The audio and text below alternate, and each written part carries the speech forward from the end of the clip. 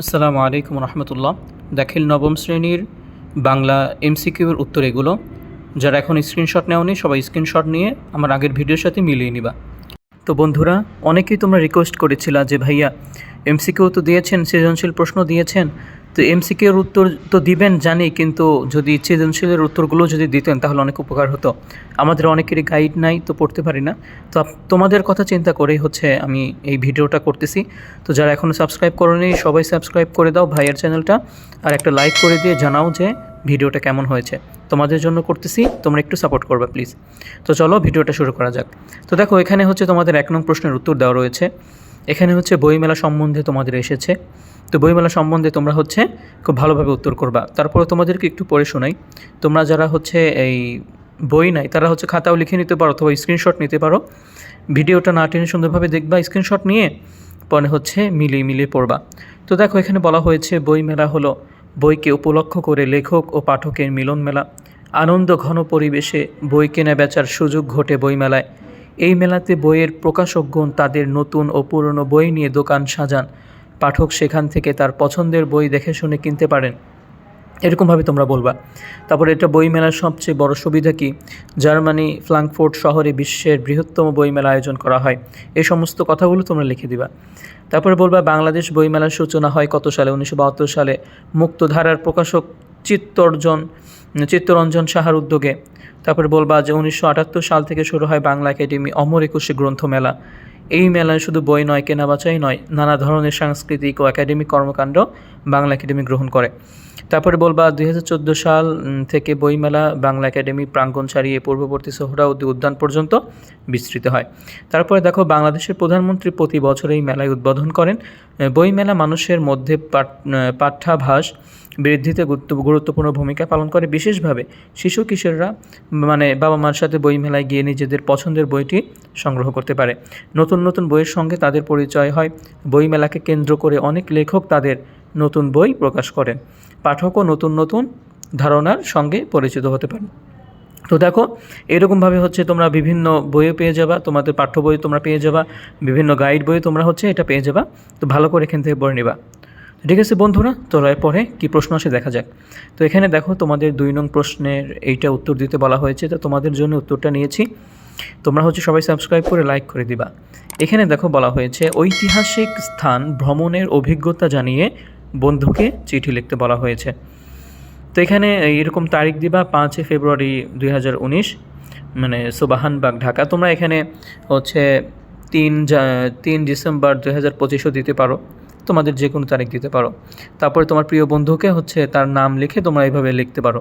প্রিয়মতি, তোমার বন্ধু যদি সোহান, সোহাগ আবার যে কোনো কেউ হয়, তোমরা লিখলা প্রিয়মতি বা তোমার বন্ধুর নাম লিখলা। তারপরে বলবা যে আমার আন্তরিক শুভেচ্ছা গ্রহণ করিস, অনেক দিন হলো তোর কোনো চিঠি পাচ্ছি না। ক্যাডেট কলেজের বন্ধুদের পেয়ে আমার কথা কি ভুলে গেছিস? তার বন্ধু এখন ক্যাডেট কলেজে পড়তে হয়েছে। তারপরে বলবা যে আজ থেকে তোকে লিখতে বসেছি ওই ঐতিহাসিক স্থান পরিদর্শনের অভিজ্ঞতা জানাতে। গত মাঘী পূর্ণিমার ছুটিতে আমি আর সীমান্ত গিয়েছিলাম ঐতিহাসিক স্থাপত্য নিদর্শন। এগুলো হচ্ছে এরকমভাবে শুরু করবা। বুঝতে পেরেছ? তারপরে দেখো, এর পরবর্তী যেটা লিখবে ওটা তোমাকে দেখাচ্ছি। এভাবে লিখবা যে লালবাগ কেল্লা দেখতে ইতিহাসের বইয়ের শায়েস্তা খাঁর কথা পড়েছি। সেই শায়েস্তা খাঁর আমলে নির্মিত ঢাকার প্রায় 400 বছরের পুরনো স্থাপনা হচ্ছে লালবাগ কেল্লা। তোমাদের কেউ কি লালবাগ কেল্লা দেখেছো? যারা দেখেছো তারা কমেন্ট সেকশন এখনই জানিয়ে দাও যে স্যার বা ভাইয়া আমি লালবাগ কেল্লাতে গিয়েছি, ভ্রমণ করেছি। তো তারপরে দেখো, এর প্রাকৃতিক শোভা, প্রাচীন স্থাপত্য সৌন্দর্যের কথা চিঠিতে লিখে পুরোপুরি তোকে বোঝাতে পারবো না। তারপরে লিখবা আমরা সেদিন সকালেই লালবাগের উদ্দেশ্যে রওনা দিয়েছিলাম। পুরান ঢাকার লালবাগে এর অবস্থান দর্শনার্থীদের জন্য ঢোকার প্রবেশ পথে টিকিট কাউন্টার, সেখানে সারিবদ্ধভাবে দাঁড়িয়ে টিকিট কাটলাম। ভিতরে প্রবেশ করার পর কয়েকজন বিদেশি দর্শনার্থীকে দেখলাম। ফটকের ভিতরে আমার জন্য অপেক্ষা করছিল এক নয়নাভিরাম সৌন্দর্য, মুঘল স্থাপত্য, মসজিদ, উন্মুক্ত মাঠ, সুসজ্জিত ফুলের বাগান দেখে চোখ জুড়িয়ে যাচ্ছিল। এরকমভাবে তোমরা সুন্দরভাবে বর্ণনায় লিখবা। তারপর লিখবা লালবাগ কেল্লার নির্মাণ কাজ শুরু হয় কত সালে? 1678 সালে। তৎকালীন মুঘল সম্রাট আওরঙ্গজেবের পুত্র সুবেদার আজম শাহ এই কেল্লার নির্মাণ কাজ শুরু করেন।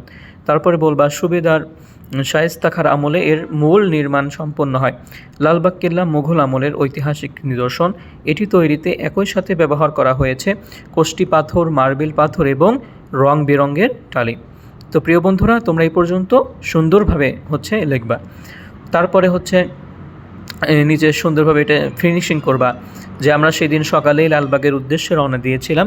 পুরান ঢাকার লালবাগের অবস্থান, দর্শনার্থীদের ঢোকার পক্ষে টিকিট কাউন্টার, আর নিচে যে রয়েছে দেখো যে আমাদের খুব ভালো লেগেছে, সময় পেলে তুইও একবার দেখে আসিস বাংলার ইতিহাস প্রসিদ্ধ লালবাগ কেল্লা।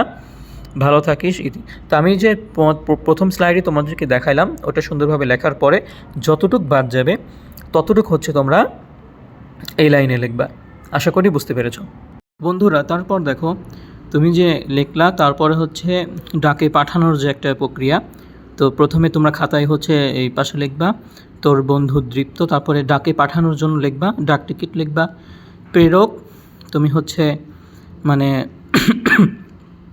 যে করতেছো, কাকে পাঠাচ্ছ তুমি, বুঝতে পারছো।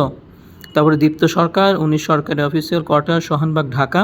তারপর প্রাপক মতিউর রহমান, নজরুল হাউস, মানে মিরপুর ক্যাডেট কলেজ, মানে প্রাপক যাকে তুমি পাঠাচ্ছ। আর প্রেরক তুমি যে পাঠাচ্ছ, যাকে পাঠাচ্ছ সে প্রাপক। তো সুন্দরভাবে এটা লিখবা। লেখার পরে এটা তো শেষ হয়ে গেল, ঠিক আছে। তো তারপরে দেখো এটা 3 নং প্রশ্নের উত্তর, ক অংশ, যেটা মানে দুইটা উত্তর দিতে বলে, এটা ক অংশ। তো এখানে একটা বলা হয়েছে যে মানুষের মূল্য কোথায়? চরিত্র, মনুষ্যত্ব, জ্ঞান ও কর্মে। বস্তুত চরিত্র বলেই মানুষের যা কিছু শ্রেষ্ঠতা বুঝতে হবে। চরিত্র ছাড়া মানুষের গৌরব করার আর কিছুই নেই। মানুষের শ্রদ্ধা যদি মানুষের প্রাপ্য হয়, সে শুধু চরিত্রের জন্য, অন্য কোনো কারণে মানুষের মাথা মানুষের সামনে নত হবার দরকার নেই। জগতে যে সকল মহাপুরুষ জন্মগ্রহণ করেছেন তাদের গৌরবের মূলে এই চরিত্র শক্তি। তুমি চরিত্রবান লোক, এ কথার অর্থই নয় যে তুমি লম্পট নও। তুমি সত্যবাদী, বিনয়ী এবং জ্ঞানের প্রতি শ্রদ্ধা পোষণ করো। তুমি ন্যায়বান এবং মানুষের ন্যায় স্বাধীনতা প্রিয়, চরিত্রবান। তো এটার তোমাদের সারাংশ লিখতে বলা হয়েছে। তো চলো আমরা এর উত্তরটা দেখে নিই। তো এখানে দেখো এইটার সারাংশ দেওয়া রয়েছে। তো প্রিয় বন্ধুরা, এখনও যেন সাবস্ক্রাইব করোনি, সবাই সাবস্ক্রাইব করে একটা করে কমেন্ট করে দাও যে আমাদের আয়োজনটা কেমন লাগছে। তোমাদের যদি একটু হলে উপকার হয়, একটু উপকার হলেও আমাদের সাথে সাপোর্ট করবা, আমাদের সাথে সব কিছু শেয়ার করবা। তো দেখো এখানে সারাংশ দেওয়া রয়েছে। চরিত্র, মনুষ্যত্ব, জ্ঞান ও কর্ম মানুষের মর্যাদা নির্ধারণ করে। চরিত্র গুণেই মানুষ অন্যের শ্রদ্ধা লাভ করতে পারে। যিনি সত্যবাদী, বিনয়ী, জ্ঞানী, পরোপকারী, ন্যায়পরায়ণ, স্বাধীন ও প্রিয় ও সজ্জন, তিনি চরিত্রবান। এতটুকু লিখলে আশা করি তোমরা সারাংশটা ফুল লিখতে পারবা এবং ভালো একটা মার্কস উঠাতে পারবা। তো ঠিক আছে বন্ধুরা, তারপরের প্রশ্ন আমরা চলে যাই। এটা 4 নং প্রশ্নের উত্তর, ক এর অংশ। তো এখানে দেখো, এখানে বলা হয়েছে বই কিনে কেউ দেউলিয়া হয় না। তো এখানে একটা মূলত ভাব সম্প্রসারণ। তুমি প্রথম যখন অ্যান্সার করবা তখন ভাব সম্প্রসারণ লিখে নিবা। তারপরে 2 লাইন এরকম লিখবা যে জ্ঞান আহরণ করার আশা নিয়ে মানুষ বই কেনে, আর এই বই কেনার জন্য যে অর্থ ব্যয় হয় অর্জিত জ্ঞানের তুলনায় তা খুবই নগণ্য।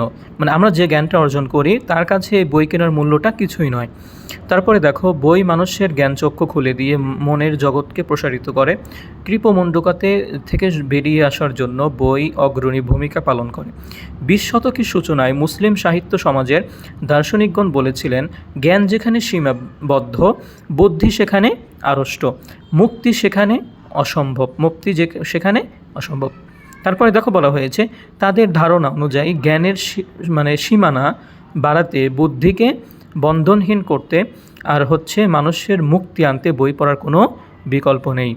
তারপরে দেখো বলা হয়েছে সব মানুষই খাদ্য, বস্ত্র, আশ্রয়, চিকিৎসা ইত্যাদি মৌলিক প্রয়োজনে। তো এরকমভাবে তোমরা পড়বা। তার নিচের অংশটা তোমাদের দেখাই।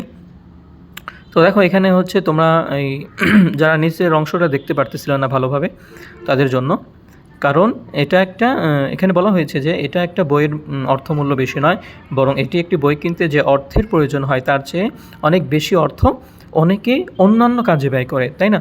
তারপরে দেখো বলা হয়েছে ব্যক্তিকে আলোকিত করতে একটি বই যেভাবে ভূমিকা রাখে তাতে বই কেনার ব্যাপারে কার্পণ্য করা বোকামি, মোটেও ঠিক নয়। তারপরে দেখো একটা বই অনেক সময়ে মানুষের জীবনকে পর্যন্ত বদলে দিতে পারে, মানুষের জীবনকে পর্যন্ত বদলে দিতে পারে একটা বই। অনেক ভালো ভালো বই তোমরা হচ্ছে পড়বা। তারপরে দেখো, বই মানুষের প্রকৃত বন্ধু, বই মানুষের প্রকৃত বন্ধু, বই কখনো তোমাকে ঠকাবে না। তারপরে হচ্ছে দেখো, তাই নিজেকে সমৃদ্ধ করতে বই কেনারও পড়ার কোনো বিকল্প নেই। তো চলো এরপরের টুক দেখা যাক।